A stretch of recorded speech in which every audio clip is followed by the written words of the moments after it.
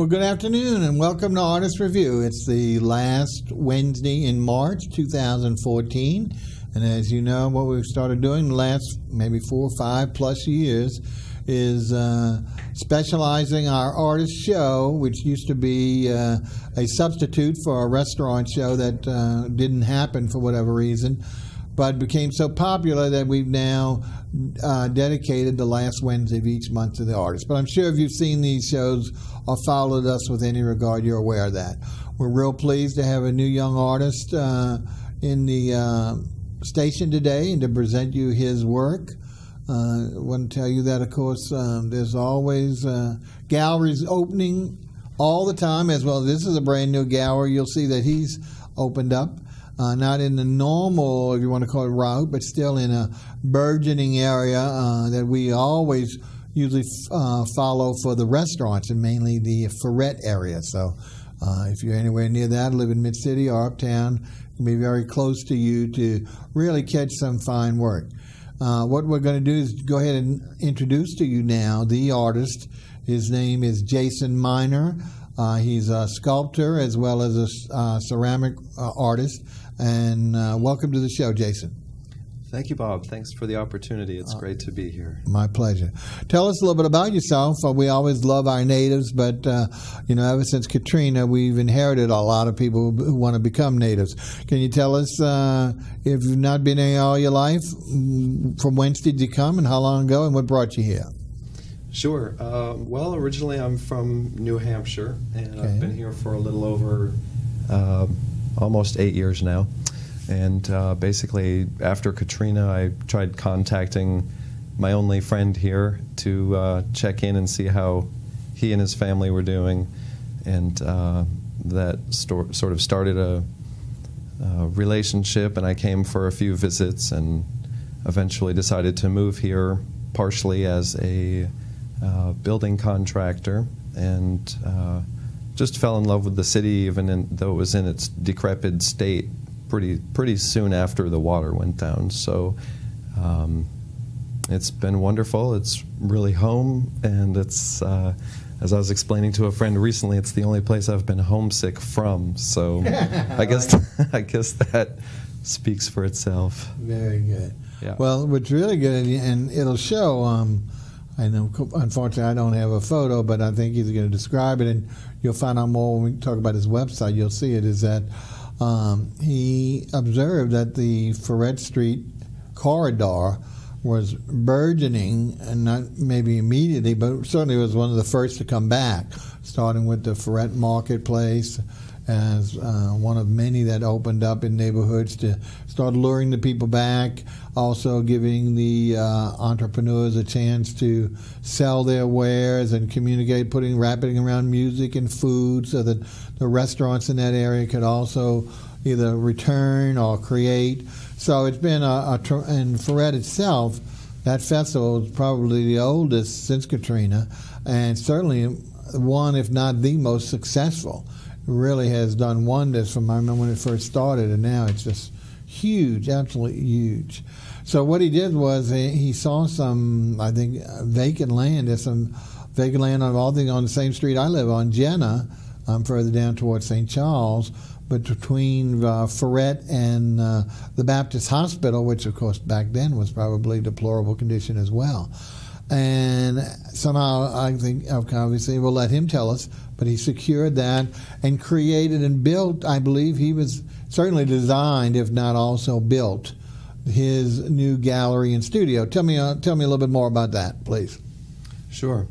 Well, we also live in the neighborhood, and we moved in and bought our house there a little over 4 years ago. So it's been really fun to be part of that sort of transition, and great to see everything come back to life and be a part of that. And by building the studio and gallery on a business level, helping out, participating with bringing that whole area back as well. So yeah, I had a need for a studio and found some land that was in a great spot near where they host the Ferret Market. Bought the land and basically did some research and decided on a Quonset hut styled building, partially because it's rated for 140 mile an hour wind, I believe. Yeah. So we sort of glorified it by, well, one, it's elevated off the ground 3 or 4 feet, and then we have a cement floor, and we have from the outside what appears to be sort of a basic Quonset hut, which is a steel shape. For those who are not familiar, when I was growing up, I remember that was a very common building with the military. I don't know if it was a certain class of military, but that was a description of the. And I remember when the first Moynihan Airport, which is now St. Louis Armstrong Airport, opened up. In its early incarnation, it's been renovated. The arch of the main lobby was often equated to a Quonset hut. It wasn't as severe or it wasn't certainly as attractive. So that semicircular structure, which looked like a long semicircular tent, and many times it was just that, maybe just even made out of canvas and framing. But his structure is just really so unusual and so apropos for something like this, as opposed to just being up there for being up there. So when did you officially open your doors? We officially opened our doors just over 5 months ago. Okay. As you mentioned, I did design it. I built it. Of course, I had some help in doing that. And we finished construction 6 months ago and then basically opened 5 months ago.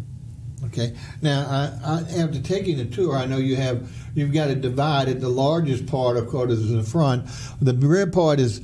Tell us about that. I think that's either your studio or the manufacturing area. Tell us what goes on in the two sections that you have the division. Okay. In the front half of the building is a pretty typical gallery space where we have pedestals that we shift around and we place artwork accordingly. Now, this is only exclusively your artwork or others as well?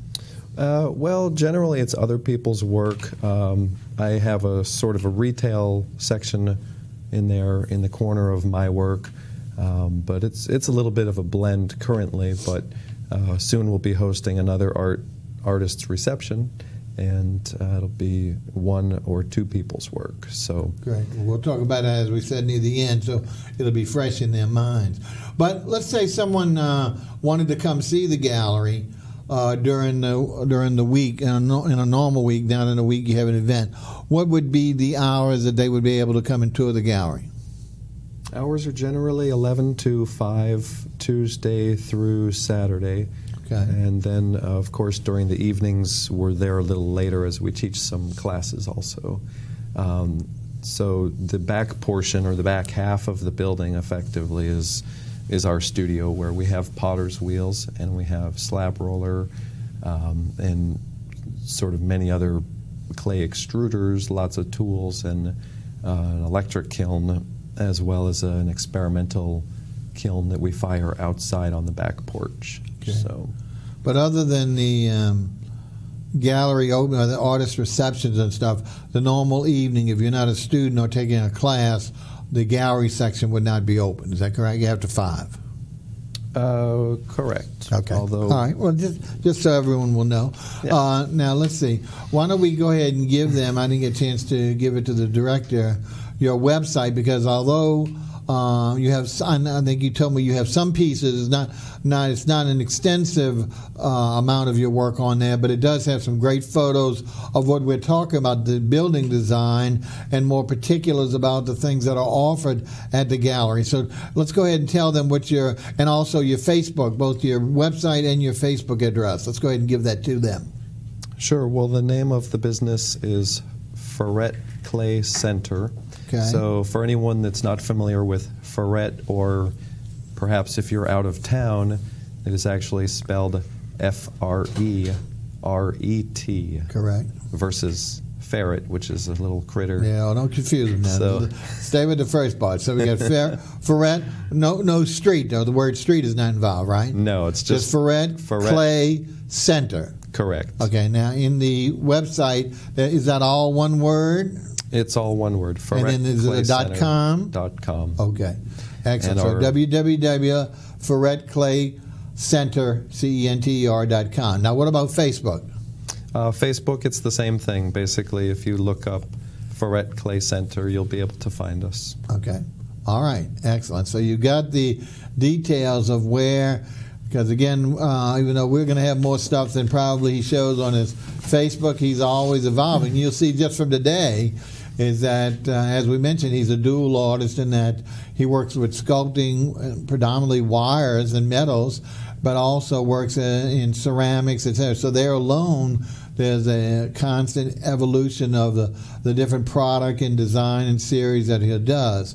So you want to keep up with it with the website, and also go and give him a chance to visit, so that way you can see this. Because no matter how well we do on this show, there's nothing like seeing art in person. It's just that third dimension is just so, especially in sculpture, which is of course my favorite medium, like we're talking about today.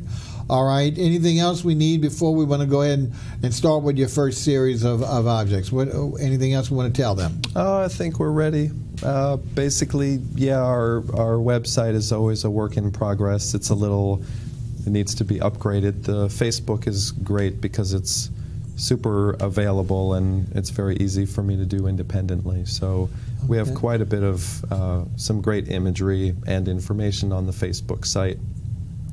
All right, well, we're going to go ahead now and take a look at our first piece. And in the first series, we're actually looking at his wire sculpture items. Is that correct?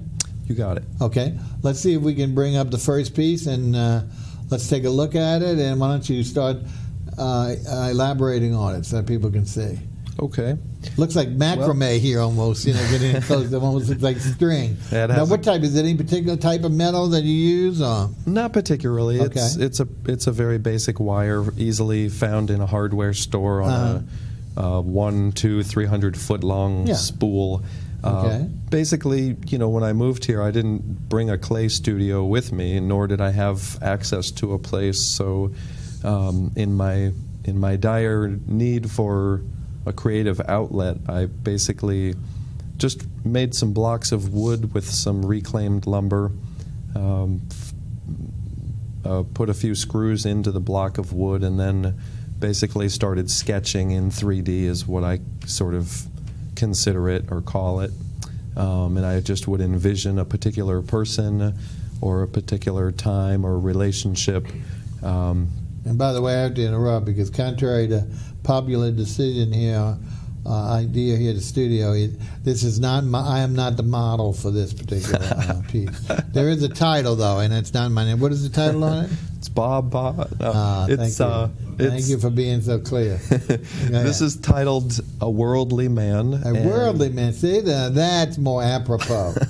Tell us a little bit more about it, because it's really cool. So the wire is that all hand formed, or do you use other type of instruments to bend, or how does that work? Well, the beauty of this actually was that I could just go over to the Fly by Audubon Park and stand there with a spool of wire, my block of wood, and occasionally I'd use some pliers, needle nose pliers, for those acute angles. Otherwise, it was a lot of hand bending. It's pretty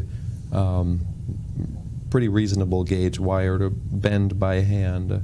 And that piece stands approximately 20 inches tall. 20 inches? Okay. And including the base. Is that, okay, that's including the wooden base. Mm-hmm. And you said some of the wood on here is all salvaged post-Katrina? Or is it yeah, that came out of a house. It was a rotten piece that I just cut up and sanded down. Perfect. I think he was mentioning that some of them he was worried about the dust on some of the bases. I said just the opposite. I think it really adds a lot more to the continuity of the piece. Now, one other question, because I'm intrigued by this, is it just the physical bending of the wire, or do you actually have to wire some of the wires together? In other words, to hold it in that position. How do they? Is it just the shaping of it, or is there something that's keeping all that bent together? Well, it's interesting because initially I envisioned just being able to use one continuous piece of wire. Yeah, piece of wire. The first piece I did actually was a giraffe. As I was living by the park, I would see the giraffes. That was pretty much a one continuous piece of wire. It has since been sold to some great friends. But to answer your question, it's the screws. It's basically just all fastened to the screws, and I would make a little bit of a frame and then just keep building it up and building it up. So some of them are pretty rugged and don't move much.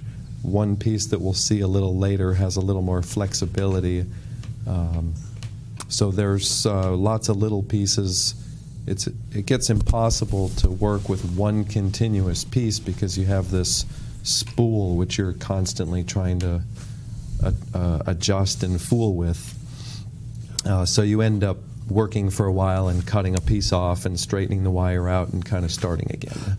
So this would almost resemble like a permanent balloon sculpture. It really looks like, just because of its obvious shape, but really attractive. I think it's. And how about a little bit about the weight? These look heavy, I think, than what they actually are for the most part. Is that correct or not? Yeah, these pieces are pretty lightweight, actually. The block of wood, I would say under 10 pounds easily. Yeah. Well, what's really good, like I say again,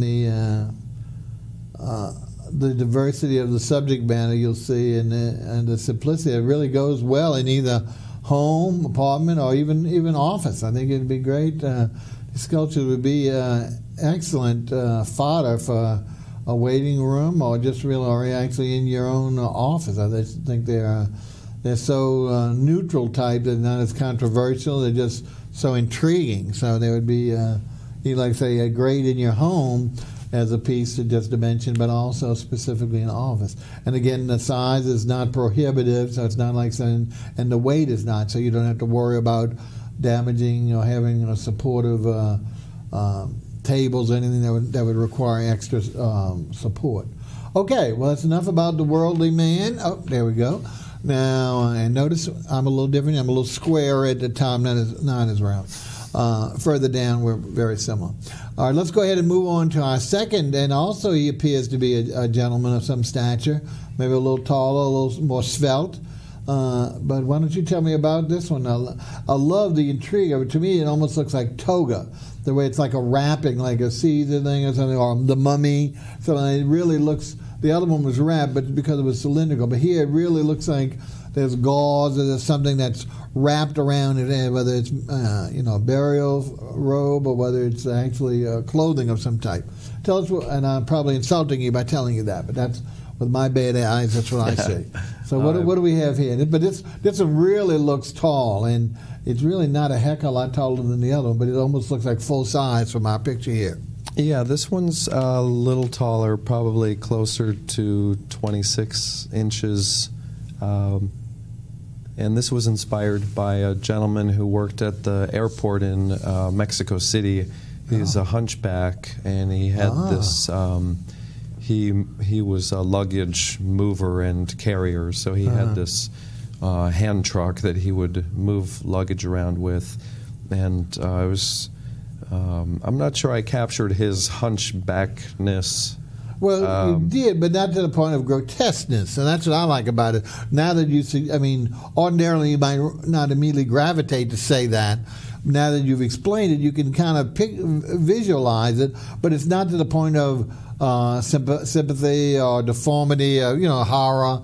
It's almost just a natural, like I said, more like the clothing or the shape as opposed to something that would really be of unpleasant nature. Yeah. But what I found some places, like I said, because it's so tall, I know many of the Mexican individuals, especially the gentlemen down there, would love to have this apparent height.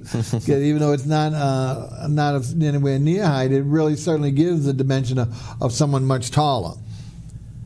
And what else can we tell us about? It was just astounding to me that he was able to really get around so well and do his duties, and I just had a respect for him that I wanted to.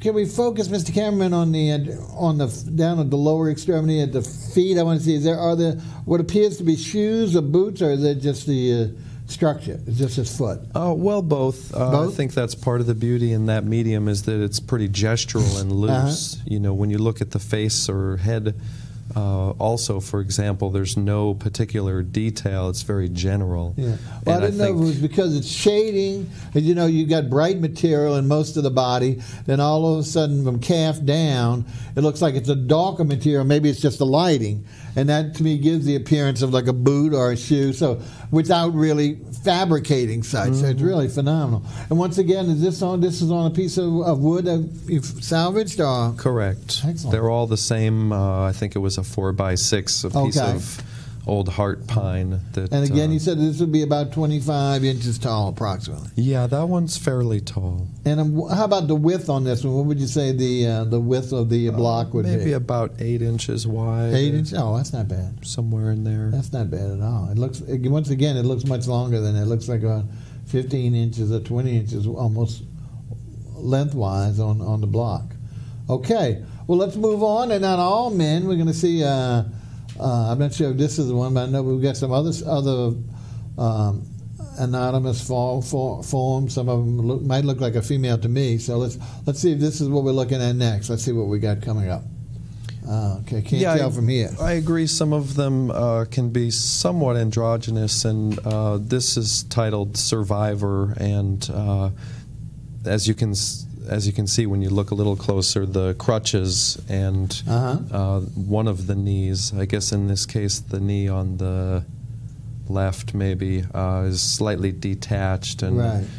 so this also was sort of a tribute to someone that I had seen in the street who was post-Katrina. I didn't know anything about their personal story, but I could see that they were obviously struggling for survival, so it was just simply titled Survivor. And part of the exercise in this for me was, again, sketching in 3 dimensions. You know, charcoal on a textured paper can be a nice loose sort of gestural way to just exercise. And so this for me was sort of like sketching with charcoal on paper. Now, how about the dimensions in this one? This one certainly It's looks about wide. the same as the previous one. Yeah. Okay. Yeah. Height that looks the same, but again, once again, that wooden base to me seems much more lengthy, but maybe Could not. be a little wider. You're right. Yep. Okay. All right, let's move on. Let's see if we can see what else we've got. I know there was one that looked like a female sculpture to me, or more feminine than I guess the men. I'm not sure if this She's is coming up. She's next. She's next? Okay. You'll recognize her because she's super leggy and tall. Oh, super leggy and tall, of course. That's how we all like our women, I'm sure. Now, what is this we have? Now, this was so unusual because you brought in a base that was substantially longer and a different material. But let's not focus on the base yet until you describe the subject and then tell us why you saw it on a different medium for the particular base on this. Go ahead. Sure. Well, this one's titled John, and he has a last name which I'll omit, but he was someone that I worked with early. So it's a real-life character. It was yeah. And we were really good friends, and I worked with him early in my carpentry career, and I learned a lot from him. And his general energy was... he just had a very relaxed demeanor, and at some point I was thinking about him, so I just wanted to pay tribute to him. Well, I couldn't figure out, and maybe I'm just seeing things, is what he was actually... Is he actually performing or doing something? I thought he was grilling or something. It looked like a barbecue pit. I don't know. Is that anything, or is that just my bad eye? He could be standing maybe with his tool belt, hands on his tool belt or something. I mean, our relationship, we were neighbors, in fact, but we it was more of the carpentry trade. Yeah, we primarily worked together. Okay. So. Well, now tell us about the selection of the base. Describe this base a little bit, because it's totally different. And here, again, the picture doesn't bring it up as much as you see in real life. Here's where real and fresh life sees a tremendous difference in this base. Go ahead. Sure. I think he started off on a wooden base as well, and then while we were considering how to present or show some of these, I sort of made a transition to this is a welded aluminum base, recycled aluminum, and I just thought it would be interesting to change it up, give him more of a platform, and that piece could be mounted on the wall. So, you know, of course, there wouldn't be any visible hardware, right? But it would be almost like a shelf to put your keys on when you came in your house, or something by the entranceway, perhaps. Oh. So, what I liked about it was that the sheen of the metal on the base almost looked like a bar of ice. It had that kind of consistency look in regard to really dramatic, and especially again with the coloration of the metal wires, not as much rusty looking like some of the others, which went so well with the wood. I'd say it was so complementary. Here, this was a little bit more gray, a little more silver blue tones in the metal, and then having that icy kind of look to the metal of the base. So I really thought it was very complementary, both in the situation. Okay, and the height on this one is about what? I'd say the height on this one is probably closer to 18 or 19 Yeah, it's a little shorter than the 22 ones. A little smaller. Okay, now we get to see, I think you said the next one is the lady, her honorship or ladyship. Let's see what we have on this one. This one was intriguing. Yeah, she's titled Laughing Lady, and she's based on, well, I was in Aspen, Colorado for a visit, and some friends and I were out at a club, and so, you know, we had this little collection of these older ladies that were dancing and being wild and fun, and so this is a little bit of a, while she's not dancing per se, she's just laughing and enjoying her time, so yeah. That was but you can see much more rhythmically than just standing. It's not necessarily posing, not that structured, but that casual, laid back. So really neat, and neat kind of. So this would, to me, pairing this with one of the gentlemen might be just a phenomenal collection. How about height on this one and other depths? Yeah, she's a little taller. I'm thinking maybe 26 or 28 inches. Eyeballing it from here, and she's probably 8 or 10 inches wide, considerably.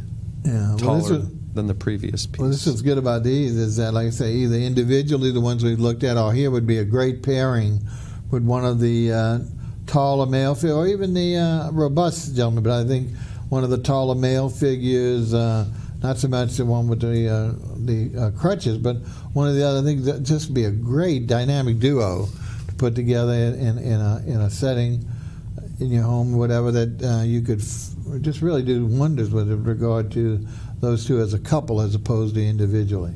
Okay, let's move along, because pretty soon we're going to change from the wire sculpture, but I think we have. Do we have any more wire sculpture or no? The next piece is a wire sculpture.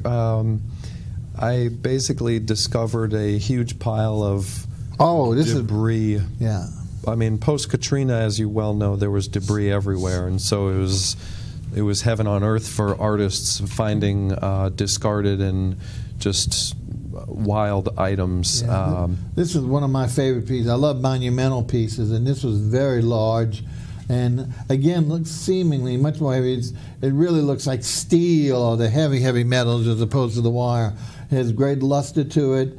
And what did you envision? Just a basket, or what did you? I know you had a title for it. What was it called again? Caliper Basket is the title of this one, and it's a little hard to see, but I found a bucket full of measuring calipers, and I think there are about 28 or 30 sets of calipers in there. For those who don't know what a caliper is, I know I'm naive there. So a caliper can be architectural measuring device, or just a measuring device of some sort that has a little wheel and an arm to extend, open and close.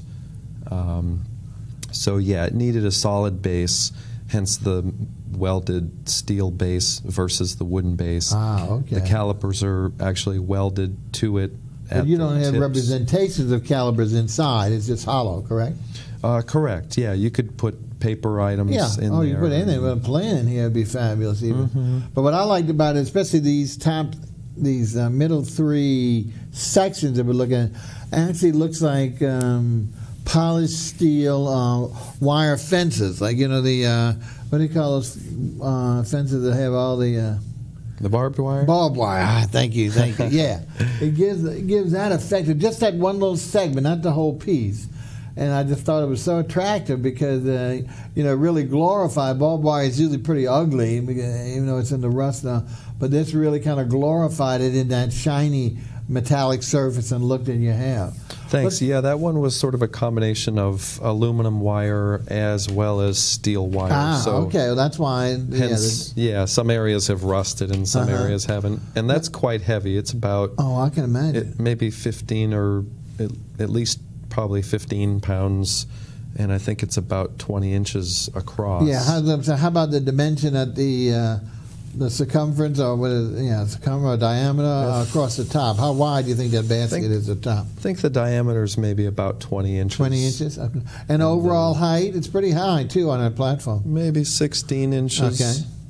Well, this, of course, to me would be just a phenomenal centerpiece, either on a very large table, if you had a magnificent dining room table, especially if you're a contemporary, or even with antiques, because I love to match contemporary stuff with antiques. So really anywhere on a sideboard or in an office, to me it really should be a significant piece of the room. There really shouldn't be much else to take away from it. It's so dramatic, and especially having the steel base as well. I think it's just a really great piece. It's just so to me so much more formalized and structured than the other things. Even though the others might be more intense, then this just looks so much more like a formalized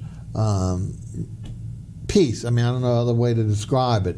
The others are much more casual. This looks like so much structure and design and the content of the metals just really give it that particular element, in my idea, of really formalizing it as opposed to your casual structure. So this is one I highly recommend a piece. All right, now the next two are going to be kind of fun because we're going to see a little more characterization. It's not going to be just a human symbol.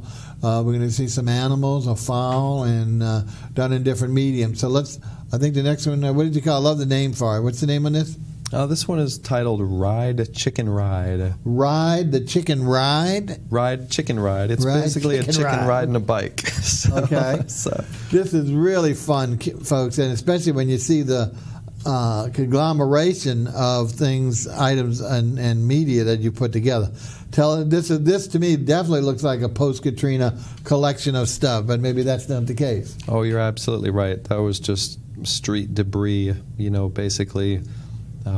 Every time I found something that seemed like it had potential, I'd throw it in the back of my van. And so the base almost looks like the chimney of a house. That's the first thing I saw. It looked like a chimney as opposed to just being a base. And then I looked at other things, especially since the title's there. But then let's talk about some of the what is that, a bicycle wheel there? Or is that a... It's the crank arms and gear for the bicycle. Okay. I think the beak and partial face area may have been some sort of fuel pump. As you can see, the wire brush is discarded, or basically a wire brush. But the beak is the long reddish structure in the center? And that's connected to that pump, or that... looks like the thing where you jack a rope together or something, a hoist. I think it's a hoist. I'm not sure, but anyway, go ahead. Yeah, so then the red part, the lower section that you're referring to, I think was a bracket for a shelf. Oh, okay. Which I may have cut or adjusted to fit or work. And of course, we're looking at it a little sort of frontally, so it's a little hard to see the profile of the thing. Yeah. Yeah. And then, of course, those wood pieces up at the top. Is that right, what we just saw? Yeah, those were, I believe, like the back of an old wooden chair. Oh, okay. Or maybe the seat of a wooden chair. Yeah, that would make sense, the curvatures. And, of course, I like the pieces that have the painting or the staining on it, the alternating zebra kind of looks at that. Again, adds more of a animalistic look to it. And now let's talk about the dimensions on this and weight on this. How is this one? Yeah, weight-wise, I'm guessing 12 to 15 pounds. Okay. Overall height, maybe around 26 or so. Okay. The Excellent. width, yeah. Well, this is comical, but it also is I think it's very intense. I mean, it's not the part that makes you immediately bust out in laughter, but it's really interesting look at how you can put pieces of different forms and shapes and media together. Okay, now we're going to actually move into his ceramics. Not that that's all of his stuff, but that's what he brought today. But we really want to now look at some of his ceramic. And his first one is another. I thought it was a fish. I could be wrong, but it's done in to me like a terracotta. I want him to describe the process, etc., and tell us what exactly this piece is, please. Sure. So, yeah, basically, as we've talked about, I have a clay studio now, and initially I didn't have any studio or really area to work, so eventually I needed to build a studio, and I wanted to revisit and get back into working with clay, which I had worked with for a long time, and before leaving New Hampshire I actually had a really nice studio at home. So I wanted to get back into the clay and sort of do a combination of wheel throwing and sculptural work. This piece was one of the first pieces that I fired in an experimental kiln, which is an old electric kiln, which we've sort of retrofitted, and I fire it with gas and wood, and I introduce some soda carbonate to it. So this is a more sculptural piece. It really is, and the colors are just unbelievable. They complement so well. Now, again, and the weight. Now, this is pretty heavy. And did you mention? I didn't know if you mentioned the specifics on the size and the weight of this piece. It's not terribly heavy. It is pretty solid. It's only probably 14 inches tall, and maybe the long point's similar in width and length. It's actually titled "Chaotic Horn Player." I don't know if I said that. I like it. So. I like it. Very cool. Okay, now so now that we're moving into ceramics, you're going to give us some more detail with regard, because there's different types of kilns. The only word I know, but I'm sure there's better ways of actually, because everybody knows the term. You have to take clay and actually put it in some kind of fire equipment to actually develop. Because the pieces we just saw didn't have a really high luster to it, and that's what's good about some of these kilns, is that you can really get what we know as ceramic. Then a lot of people see ceramic because it has a lot more polish, than the colors. It's not as dull like the Western stuff or the stuff that's not. So tell us first of all, before we see your first piece, because we have those pieces back here. Tell us the differences of the different type of, to get it to that poly, the different types of equipment or processes that you have to go through in ceramics. Well, it's a pretty vast subject, really. Ceramic arts is one of the oldest art forms. People have been working with clay and making vessels for hundreds of thousands of years. So in modern day, currently, we can revisit some of the historic methods of sort of primitive, if you will, pit firing, or using piles of straw.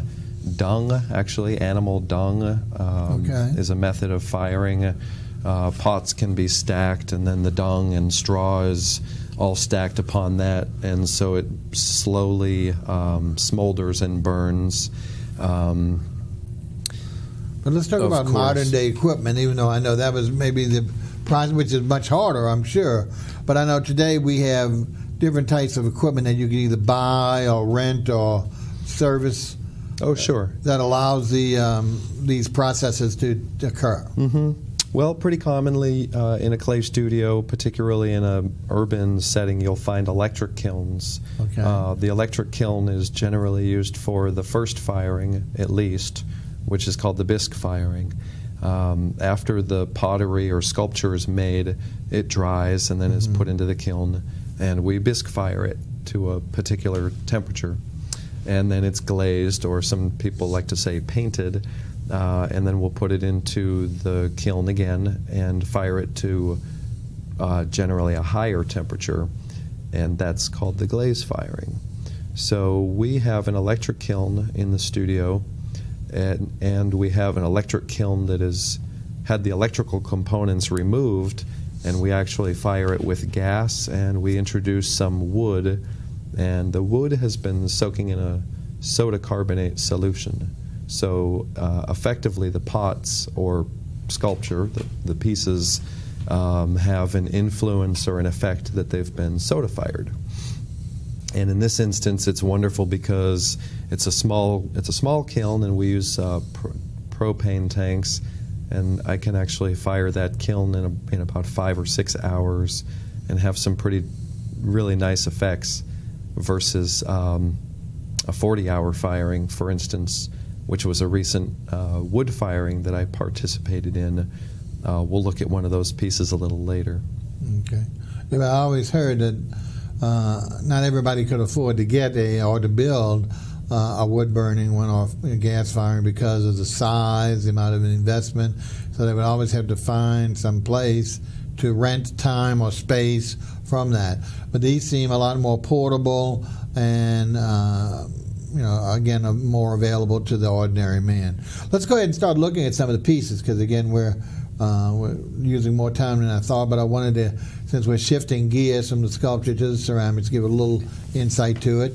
And so Jason is now going to show us his first piece. And why don't you tell us about this piece? Okay. Well, sort of getting back into clay, keep in mind the whole time I've lived here, which almost 8 years now, I haven't done much with clay. I was doing more welding, some kinetic and water fountain pieces.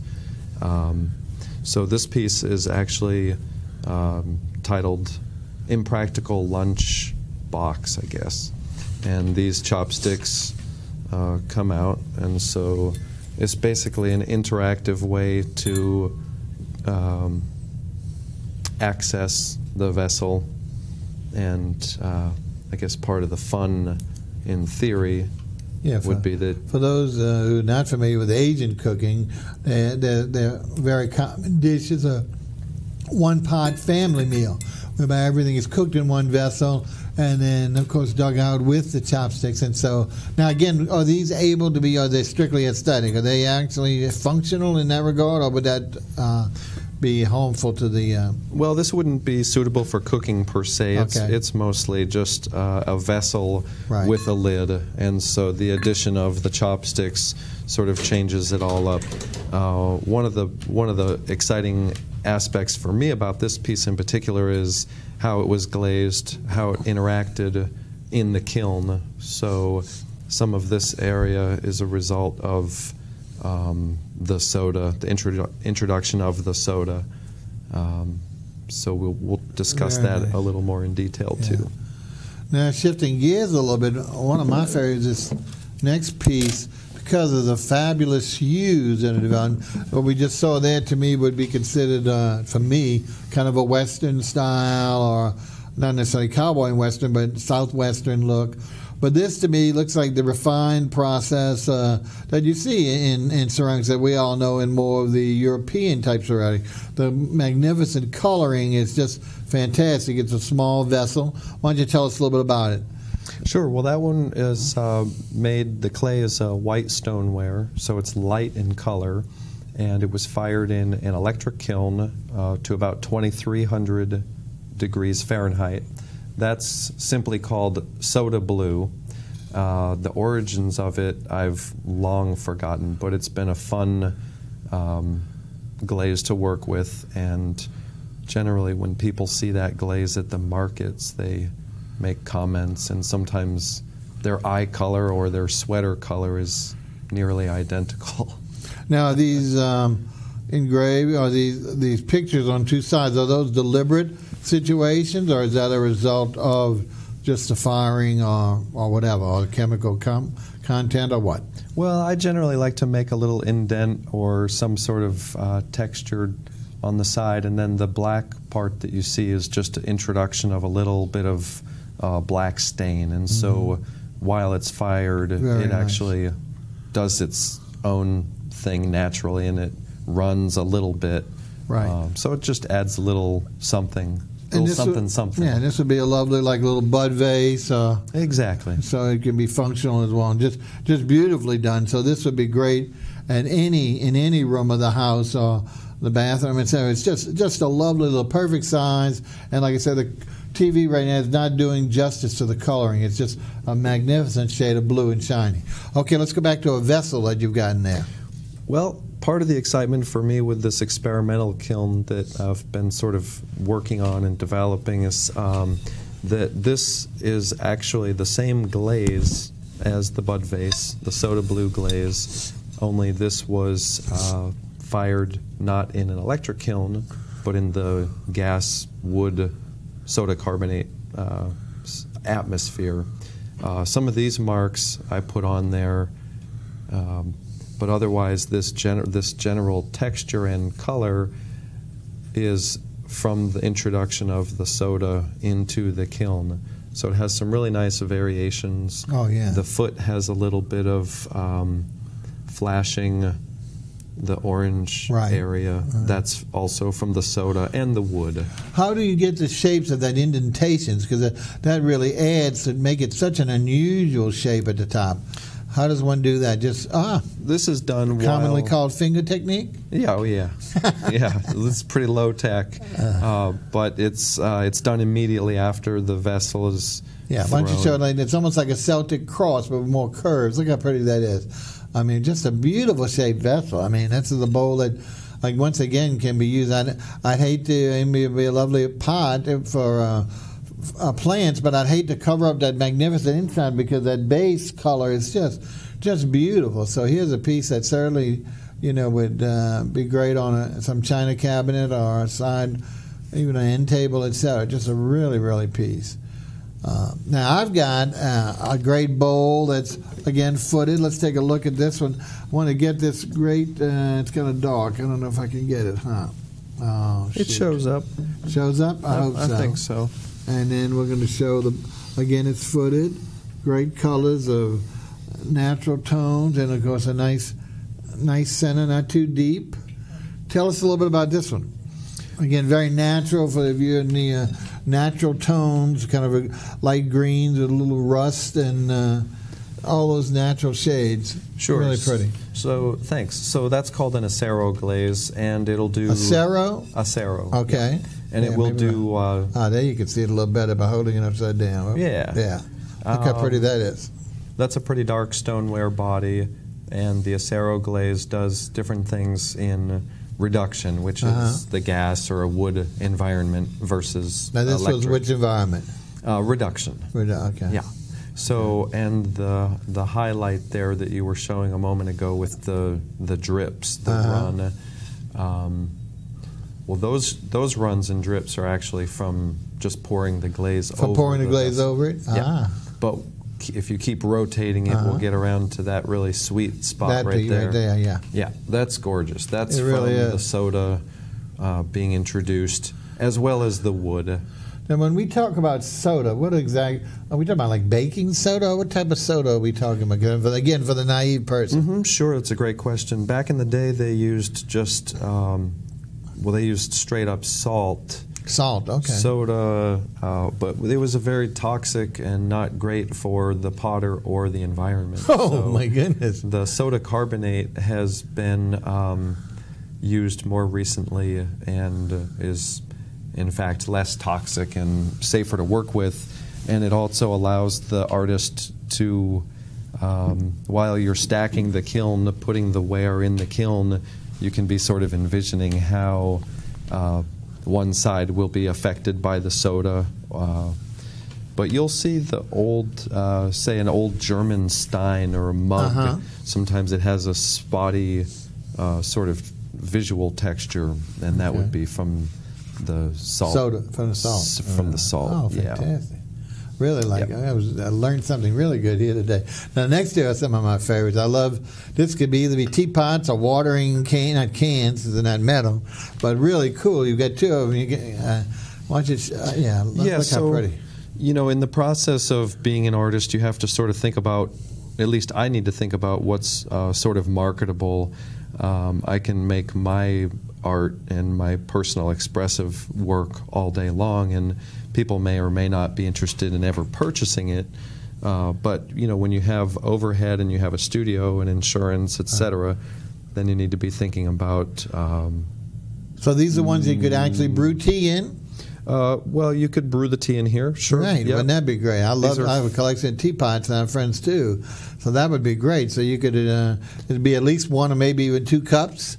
Fantastic. Plus, go ahead. I didn't mean to interrupt, but just I wanted to make sure, since you were going down that vein, sure, that people took it the extra step for someone who wanted to make tea could actually use it for such. Yeah, these are functional. These would hold a couple of cups of tea.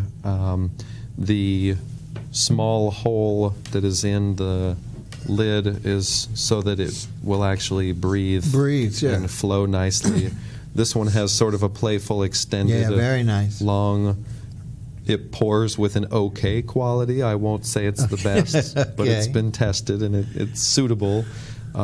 So, again, in terms of thinking about things that are marketable, items that are marketable, it's fun to be able to sort of combine.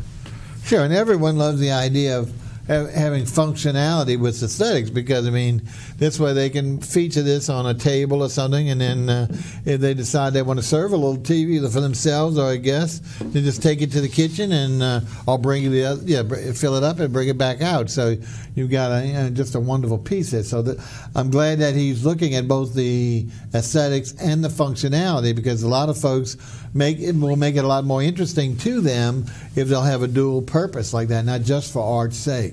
Okay, now speaking along the same lines, we've got a great, I wouldn't say a creamer pitcher, it's a little large but for that, but certainly could be a milk or juice or even water, and again, assuming you could put liquids in here that are drinkable. But a lovely, lovely colors, and I love the swirlation or striations, whatever you call the swirls, both on the inside, and I don't know if you can see into that, and hopefully we'll come close. But you can see, there we go. It's beautiful, beautiful shade. See, let's see if we can. No, it's a little too dark inside. But the rings around almost look like they're hand painted.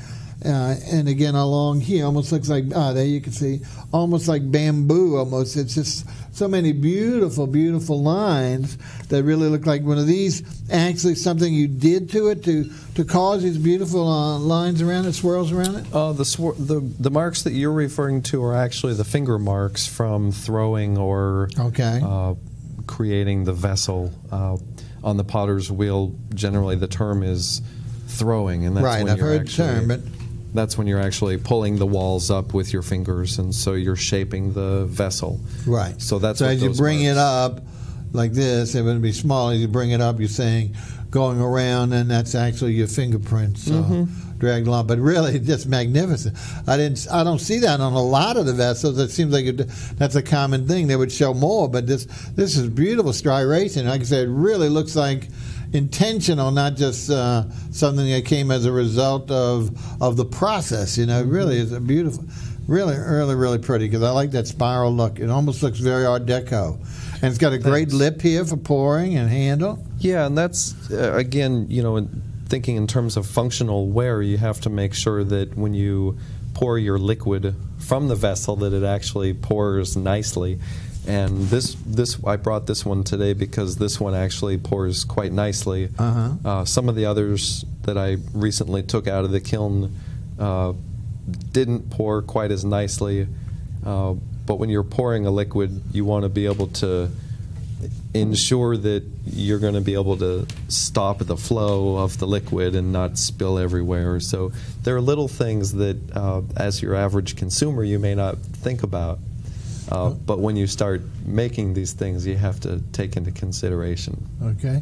Now, Jason, why don't we see your last piece, and then we have a little bit more to tell the audience about events and all that at your gallery. So let's reiterate. So let's take a look at this last piece. And we saved it for last because it is the difference in the techniques, and we talked about the processes. Go ahead and tell us about that one. For sure. So this is a small bottle. It's made of a high temperature clay body. This, in fact, was fired in a wood kiln that I participated in. It was literally a 40-hour firing, so each team or group operated the kiln for several hours, and then the next group would take over. So in a wood kiln, what happens is there's no electricity or gas or anything, and as you know, when you burn wood, it creates all this ash and all this debris that flies up into the atmosphere. So in the kiln, when you're burning the wood, all that ash flies through the kiln and it sticks to the pots. And eventually, when you get to a high temperature, it creates a glaze of its own. So while there is some glaze on this vessel, the bottom third of the vessel was not glazed at all. And as you can see, this was fired for so long that this natural ash glaze actually became a liquid and ran down the vessel onto the foot. This doesn't sit directly on the kiln, but we use what's called wadding, and you can see the marks where there were 3 pieces of wadding that keep it off of the shelf. So I actually had to grind the bottom of this clean so that it would sit nicely on a table. But it does hold water or liquid, and again, this area, this is all basically natural ash glaze. So the variations are really exciting. You can see the clay bodies actually breaking down a little bit because it did get so hot in there. Okay, Jason, thank you so much. Let's, like I said, we kind of had to cut short a little bit for time because we've really seen a lot. We're so pleased to have Jason Minen on board today. Remember his website and Facebook, it's Ferret Clay Center. That's the key, and it'll get you there. It'll show you that great structure he designed. We call Quonset had his combination gallery and studio. And also what's interesting, I'm hoping it's in one of those pictures, is he's added as a guard dog, he's got, and really a guard cat, he's got a magnificent wire sculpture. It looks like a panther or a tiger out front near the steps. It really adds to the look of the building. So, like I say, even if you're just passing by, if you don't have a chance to stop in, you'll be struck by the look of the building. It's really a great, unique looking studio. As we mentioned, during the weekday, he's open till 5.